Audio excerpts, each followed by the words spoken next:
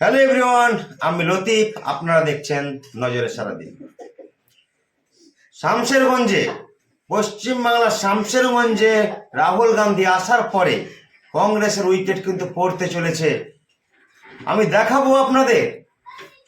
দেখুন, এই যে স্ক্রিনে যে ভদ্রলোককে দেখছেন ফটোতে, সেই ভদ্রলোক হলেন ফারাক্কা বিধানসভার আসিফ ইকবাল। তিনি ছিলেন কংগ্রেসের যুব ও রাজ্য সভাপতি।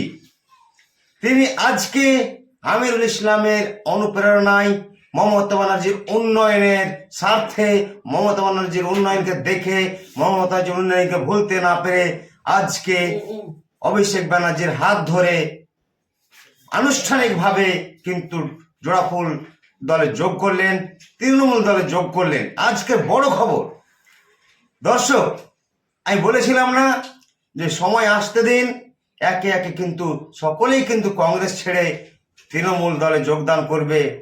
আপনাকে দেখালাম একটা প্রমাণ, আরও আপনারা দেখতে পাবেন। নজরে সারাদিন চ্যানেলটি আপনারা ফলো করে রাখেন, আরও কতগুলো আমি দেখাবো।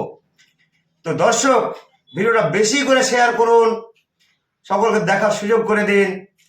কারণ আজকে বর্তমানে যে মমতা ব্যানার্জি উন্নয়নগুলো করেছে, সেই উন্নয়নগুলো মানুষের ভোলা খুবই মুশকিল মনে হয়। তার জন্য সবাই কিন্তু দলে দলে যোগদান করছেন তৃণমূল দলে।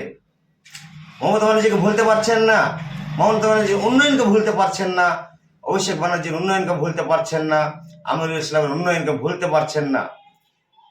তো ভালো থাকবেন, সুস্থ থাকবেন, দেখা হচ্ছে নেক্সট ভিডিওতে।